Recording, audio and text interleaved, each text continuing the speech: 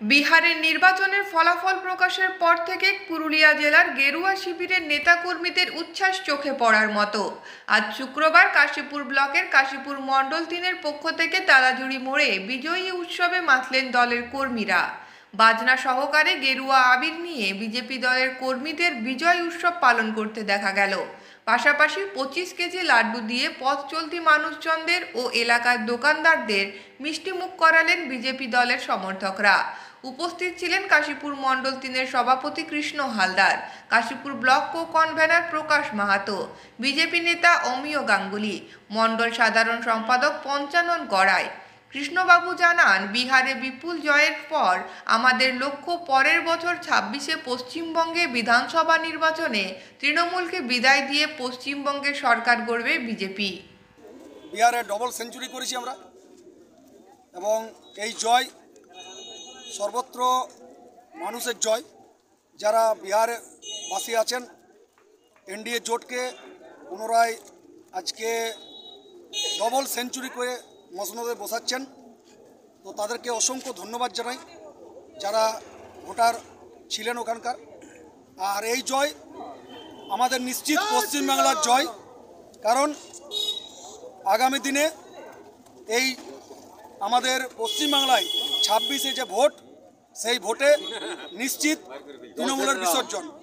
তৃণমূলের বিসর্জন করার জন্য আজকে পশ্চিমবাংলার প্রত্যেকটি জায়গায় আমাদের কর্মীরা উচ্ছ্বসিত এবং বিভিন্ন জায়গায় আমাদের আজকে পথ চলতি মানুষ, দোকানদার এবং যারা ছিলেন সবাইকে আমরা মিষ্টিমুখ করালাম।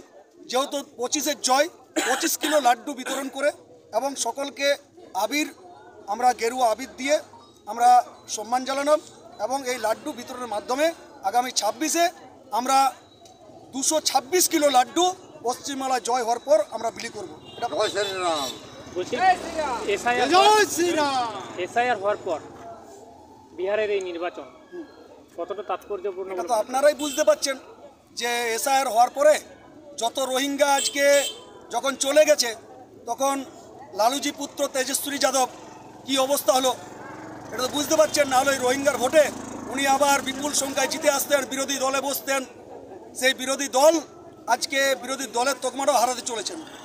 তো আমরা পশ্চিমবাংলায় আমরা আশাবাদী যে বিহারে প্রথম আমাদের এসআইআর হওয়ার পরে যেভাবে জয় পেয়েছি, আমরা পশ্চিমবাংলায় সেম বিপুল সংখ্যায় একক সংখ্যাগরিষ্ঠতা নিয়ে আগামী দিনে ভারতীয় জনতা পার্টি এখানে সরকার গঠন করবেন এবং তৃণমূলকে বিসর্জন দেব।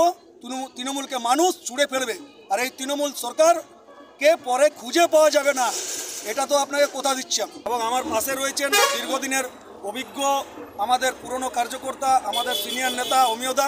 আমার পাশে রয়েছেন আরেকজন আমাদের প্রকাশ ভাই, যুব নেতা। আমার সাথে রয়েছেন পঞ্চানন ভাই, সাধারণ সম্পাদক, এবং অজস্র আমাদের কার্যকর্তা। আজকের এই কর্মসূচিকে সাফল্য করার জন্য সমস্ত কার্যকর্তাকে আমি ধন্যবাদ জানাই। এইভাবে যেন আগামী দিনে আমরা 26-এ আবার পুনরায় বিপুল একটা সংখ্যায় আমরা এখানে আবার মিলিত হতে পারি।